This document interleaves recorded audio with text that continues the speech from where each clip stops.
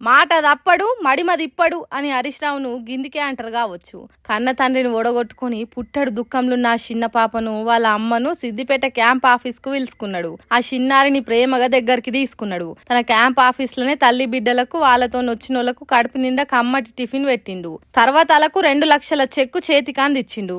మొన్న బడి పిల్లల కార్యంలో చిన్న పాప ఏడ్చినందుకు కన్నీళ్లు తీసుకున్న హరీష్ రావు వీడియోను చూసిన తిరుమల రెడ్డి అనే బిజినెస్ మ్యాన్ నేను వాళ్ళకి సాయం చేస్తా అని ఫోన్ చేసి చెప్పిండట. అందుకే ఇగో ఇప్పుడు ఆ చిన్నారిని వాళ్ళ తల్లిని రమ్మని చెప్పి ఇగో ఈ 2 లక్షల చెక్కు చేతిలో పెట్టిండ్రు అన్నట్టు. చిన్నారి సాత్విక, నువ్వు అమ్మను కష్టపెట్టొద్దు, మంచిగా చదివి పెద్ద నౌకరు తెచ్చుకొని మీ అమ్మను మంచిగా చూసుకో. అమ్మ ప్రేమను మించింది ఈ దునియాలో లేదు కాబట్టి తల్లిని కష్టపెట్టకు, బాగా చదువుకో. నీకు ఎసోంటి కష్టం వచ్చినా నేను మీకు అండగుంటా, ఏం భయం లేదు, హాయిగా చదువుకో. కష్టాలలో ఉన్న వాళ్ళని ఆదుకోనికి తిరుమల రెడ్డి అసోంటి మంచోళ్ళు తెలంగాణలో చాలా మంది ఉన్నారు. ఒకవేళ ఎవ్వరు ముందుకు రాకుంటే నేనే చదివిపిస్తా, కానీ నువ్వు మంచిగా చదవాలి, అది నీ చేతిలోనే ఉన్నదని చెప్పిండట. మరి ఆ చిన్న మనసుకు హరీష్ రావు చెప్పిన మాటలు ఎక్కినాయో లేదో తెలియదు గాని ఇచ్చిన మాట ప్రకారం ఇంటికి పిలుచుకొని సాయం చేయించిండు హరీష్ రావు అని సంబరపడుతున్నారట సాత్విక వాళ్ళ అమ్మ.